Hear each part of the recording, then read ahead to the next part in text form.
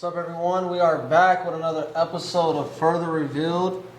I'm your host, Brendan, and And I'm Josh. I'm like spacing out right now. and yeah, we have another episode for you. We'll be talking about what's going on just like around us in the LA area. How it's just crazy right now, the stuff that's going on. Yeah, I think that as we look at, one of the things is we have to look. We're in this world, so we have to. We should take notice of what is going on around us, right? Mm-hmm. Like we just can't be in the church and say, "Well, this is life," because this is not representative of society on the outside. Mm-hmm. So, I think that it's a good topic for us to talk about. Mm-hmm. I could start off if you want. Yes. So. Last week, my job took me to downtown LA, and it was a very interesting trip because you could just see the amount of people that just are on the streets, literally walking from. I took the train because I don't like to drive downtown, so I took the train from Compton to downtown, and I get off and I go up to the surface or whatever, and you could just see just the amount of people that are just laying in the streets. You can see, saw drug deals happening right in front of me. People just, one guy was just in the middle of the street with his, his pants were too big, obviously, for him. And so it was falling down and he was stuck in the middle of the street. So you have all these different things. People look like they are just sleeping on the curb. And I look at that and say that what are we doing as, I don't want to put it on society. I want to put it on like, what are we doing as churches inside the city? One of the things that I made the statement to my wife that about the church has abdicated so much of its job to the state, right? We were commissioned to take care of the poor. We were commissioned to take care of the needy, and since we have government programs, the church don't do as much of that anymore. You know what I mean? And so we kind of lost that kind of responsibility. But LA, you can see it so it hits you. You know what I mean? Yeah. Just looked upon this one lady, and she's just on the corner, and I'm just like, you know, what happened in life that brought her to this point, you know what I mean? And your heart goes out, but it's a challenge. It's a challenge to say, what are we going to do? What are we going to do about it? So drugs are very prevalent in our society in LA, just in the public, right? Yeah. I was waiting at a stop sign and it happened right in front of me, and I was just like, whoa, you know what I mean? I know people like, oh, that's life in a big city, but that doesn't have to be life in a big city. Our job is to be salt and light. We should be shining to where people don't have to turn to, people shouldn't have to turn to drugs or different, like whether it be alcohol or whatever, they shouldn't have to turn to those things. We should be able to be such a light that they turn to Christ, you know what I mean? So I look at it as a Christian responsibility and not just a societal problem, right? I think one of the problems with society is that the society can't turn them anywhere outside of themselves. It can only have them look inward. Looking inward, what will happen is they will only be able to reveal more degradation, but pointing them outward to an outward power in God and Jesus Christ. I think that is more effective than trying to do some kind of like psychotic remedy, psychotherapy. So I have two questions. So I'll say first, how would you do that? And then second one, I just want to say it before I forget. I know everyone's not approachable. Right, So right. who do you approach? So, Whew, so that's the big thing, Brendan. I think that's a good question. Because I was thinking about that too, because I'm like, okay, I have this opportunity to serve, but how do you serve when someone might not be in the right mind to receive even what you're saying? You know what I mean? That's a hard thing to do. I just don't know. I just don't know what to do at this point. You know what I mean? And maybe it's just a matter of acting in faith, right? Because you have to start to ask yourself, can God cut through their insobriety with the gospel to make them sober? You know what I mean? Mm-hmm. Can God cut through that? And maybe that's the question I should be asking myself. You know what I mean? It's not that it will be happening every time, but we have to somehow form relationships with people to the point that we're able to, maybe we'll catch them on a good day, you know what I mean, where they are thinking so yeah, that means we'd have to see them more than once. More than once, yeah, that's one of the things. I guess that does make sense. That does make sense. Yeah, but it is a lot of people. I think I was just hearing a report about something about like 70,000 people live on our streets in LA. 70,000. 70,000. That's a city worth of just people on our streets. I think it was like something like that, 70,000. That's an amazing number. So. And it's like you would have to approach them a certain way, because I'm sure that can escalate 0 to 100 real quick. Where now they might do something. They might do something to you. Know? Yeah. So it is picking your battles, but I think it's ones that's worth picking. You know what I mean? Everybody is not so far gone that they lost their mind. You know what I mean? Their mental capacity. And even if they have lost their mental capacity, we read in the Bible that Jesus has the power to restore people's mind. You know what I mean? Mm-hmm. So do we? Again, it comes down to the faith. Do we believe that Christ can still do that in our day? You know what I mean? Mm-hmm. So yeah, I guess I see it too. Now that I live in downtown, well, close to the downtown Long Beach. Mm-hmm. Yeah, I do see it's people they'll be talking to themselves. Yeah. And in my head, I'm like, how could I approach them about anything? Yeah. It's not like me giving them something, I guess, Yeah. So just looking at the apostles, right? I think we get into that feeling of, oh, well, maybe we'll buy you some food, maybe I give you some money or whatever. But the apostles told the man, the poor beggar, like, silver and gold I don't have, but what we do have I'll give unto you. They had Jesus Christ and his Holy Spirit, you know what I mean? And that's what people need. They might not want to hear it all the time, but you just continue to build relationships with them,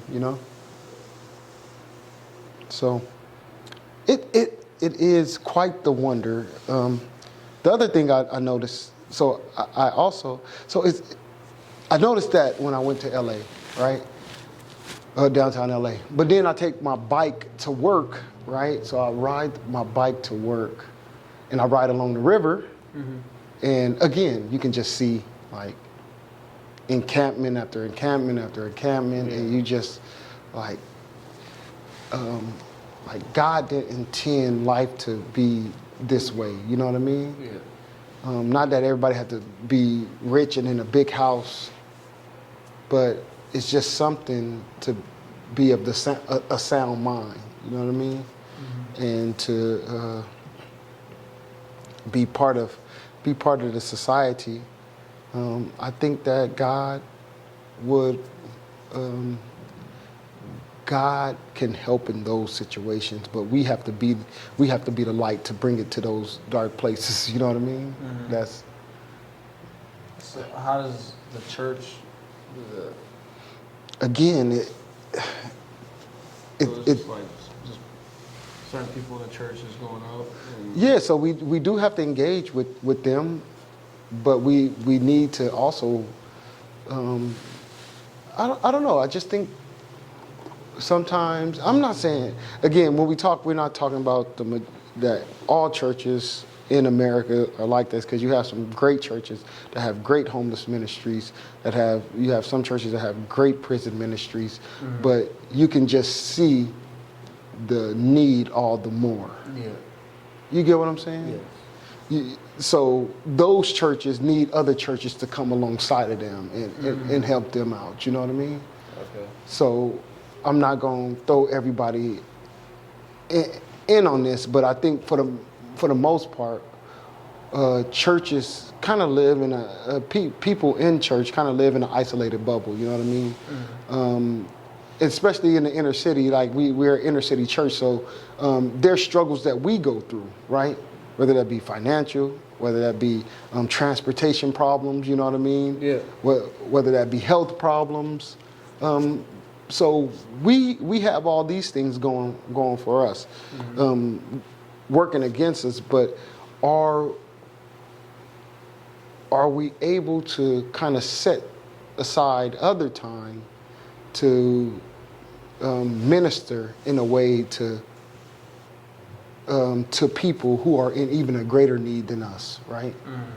There are people we might be in pain, but there's people like addicted to whether that be prescription medicine or drugs that's on the street. You know what I mean? There are people that you have addicted, and so it's like, okay, I know that I'm suffering, I know that I'm in a tight spot, but will I take out time to serve my fellow human that's out on the street? In which way can I do that, right? So would you say like most, I guess, homeless people are homeless because of like drugs or just like I think it's a lot of different the system? a lot of different things come into play. I do think that there is a lot of drug abuse that leads to homelessness, right? There is a lot of drug abuse that leads to homelessness. There is a lot of people who are just out on the streets, and you would say because of, there will be a measure of them that's there because living in a place like LA comes with high living costs, right? So there's a such thing as, the working poor. You have some of these same people that I'm telling you about that I ride down the bike trail. I see them like leave out with like backpacks on, about to like go. They're going to work. Yeah, you know what I mean? So you do have a measure of the working poor, and so it's just like, do they know about resources that they can, maybe not have to stay under a bridge? Maybe they can stay Some type of, like hotel vouchers or different things like that. Oh, Do they okay. even know about those things? So that's one thing that you see, but you see a lot of drug abuse. You see like alcohol abuse. You do see the working poor. You have so many different factors. You can't just point to just. I don't think that it's good to point to just one thing. I think that people, for whatever their ideological slant is, they want to point to one thing or the next thing. Yeah, But if you survey a lot of people, then you'll find out that it's a lot of different reasons some people just choose to be poor because they fell out with their family. You know what I mean? And they're just like, why don't you talk to them and like, why don't you go with your family? You're like, man, I don't want to live there, so I'd rather live out here. It's so many different reasons. You know what I mean? So, I mean, but can you stop it before it even happens? Possibly. Possibly. Yeah. I think the gospel can change anything. You know what I mean?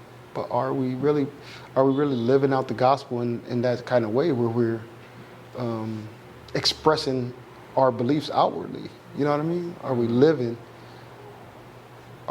so that the person next to us, our neighbors, can see that we're Christians? So if they are in need, they can come to us. You know what I mean? Do our neighbors even know that we're Christians, or do we not express that to them? You know what I mean? Yeah. That's one of the things. Like, man, being like LA, and I don't know how it is in other parts of LA is weird. You can go years and not even talk to your neighbors. You know what I mean? You won't even say a word to them. You know what I mean? It's just like, man, I'm going to work, they going to work, whatever, you know what I mean? But they're your neighbors. They should know a little bit about your life, you know what I mean? Yeah, so. exactly. Also, oh my gosh.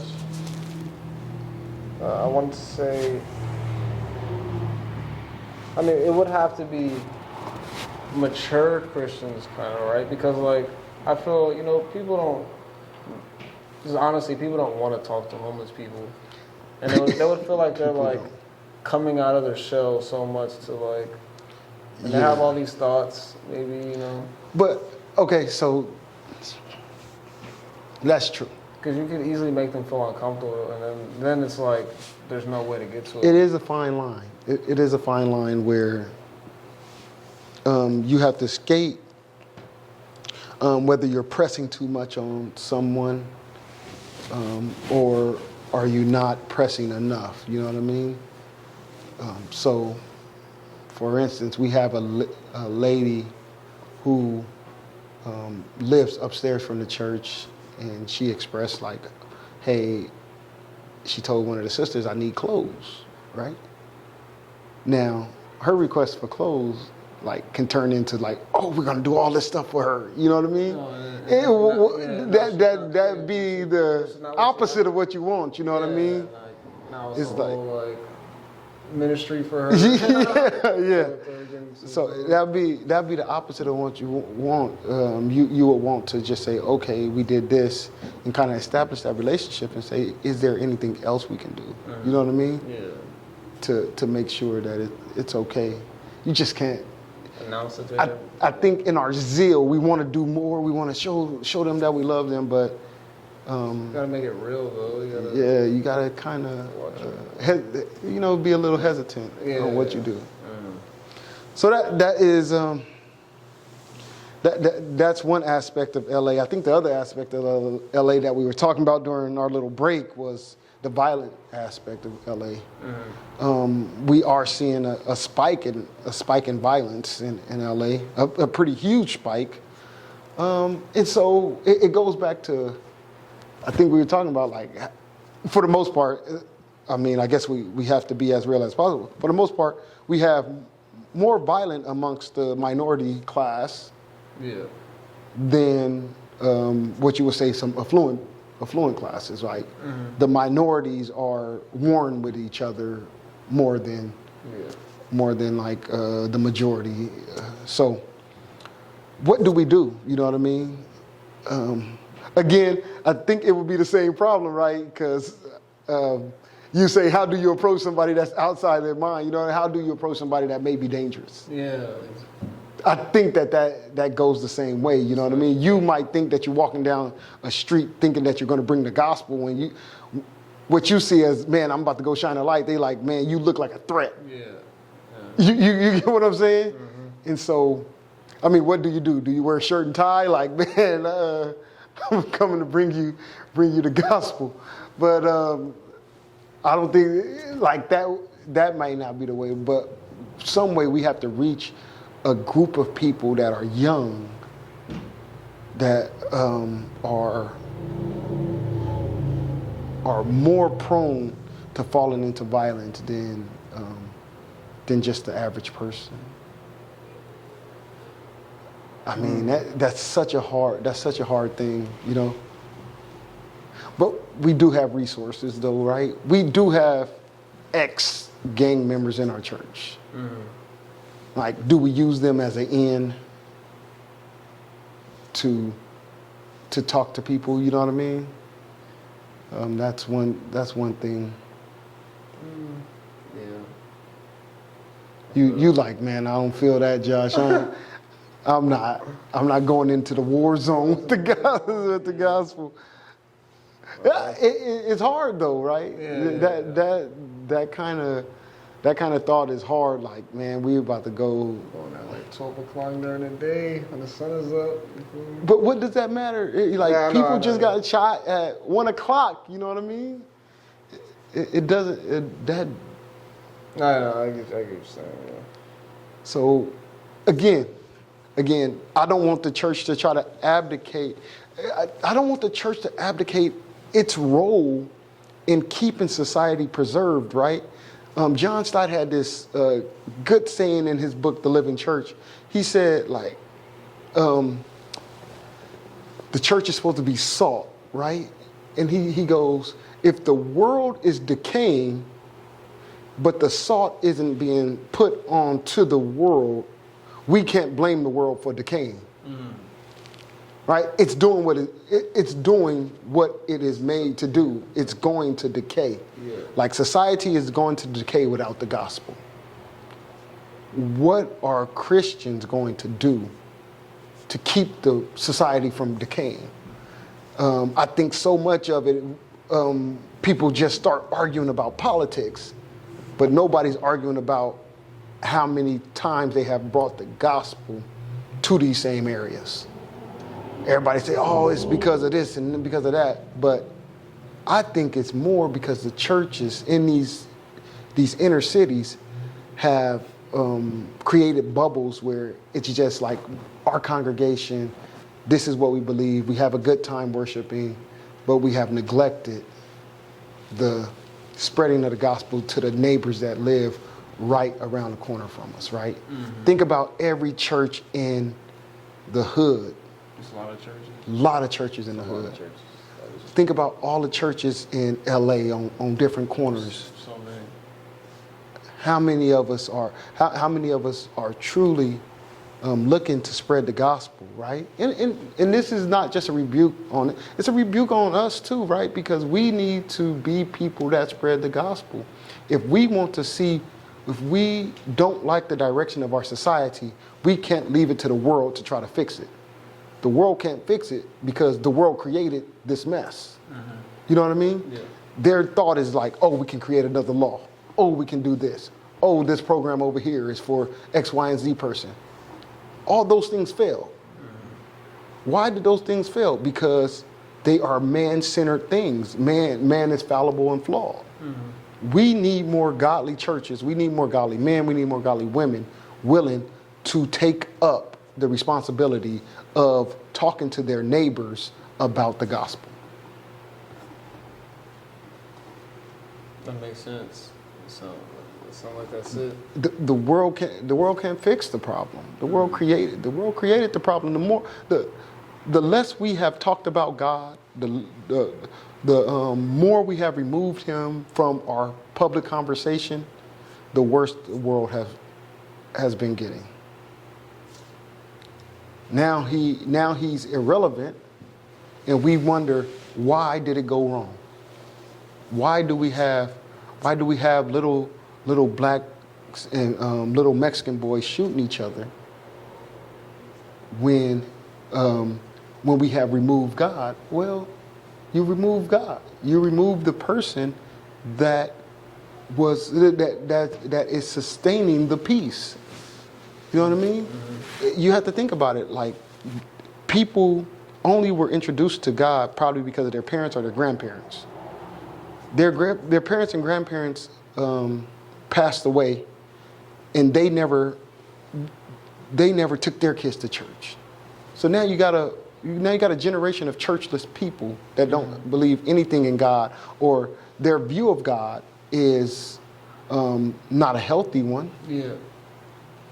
Not that they need God. Not that they need God. They might say, yeah, I believe in a creator or something like that, or a power or whatever they believe in, but they don't believe it to shape their convictions. Yeah. So what do? They do what comes natural to them. They join in with other sinful acts, whether that be murder, whether that be robbing, stealing, and this is just what happens. You know what I mean? So that's a very hard challenge, and that's something that we have to take up. You know what I mean? We're gonna have to take up. And so I guess we pray, right? Yeah. Pray that God, give us the direction to go in, and not just give us the direction to go in, but that He empowers our spirit to actually go. Mm-hmm. It's one thing for God to say, "Hey, you need to go to this park." It's another thing for our spirit to say, "Yeah, God, I'm going to be obedient to you." You know what I mean? So we got to pray that God give us direction, and God unctionize our spirit to actually be obedient to you. Mm-hmm. But that's. I think that's where we are. That's where we are in LA anyway. But I can say that's probably around the country. Like you see all the murders and mayhem, mm-hmm. and it's not just in the inner city, right? You have suburban churches need to do the same thing. They just have different sins. You know what I mean? Mm-hmm. They need to take up the mantle of fighting against the sin that pervades their little local congregations, you know what I mean? Their local neighborhoods, you know what I mean? They're not perfect, and they're not perfect in suburban areas either. Yeah. But people would just say that their version of sin is more palatable. Mm. So you see it as like just a mentality issue. Like there's just a wrong mentality when it comes to like you said, like. We'll focus on like the politics and not focus on we're not spreading the gospel. Right. They'll focus on the political end of it and what programs are we running or not running to get people. Yeah. But I just think it's more of a spiritual battle than an actual physical battle. But I think that's it for today. I think that was a good session. Yeah. I didn't know that we were going to. When we started, I was like, man, are we going to get to 30 minutes, Brendan? I don't know, but we did. we did it. So we thank you guys for tuning in to this session of Further Revealed. Again, I'm Josh. I'm Brendan. If you're ever in Compton, stop by Revelation Church. We'll welcome you here.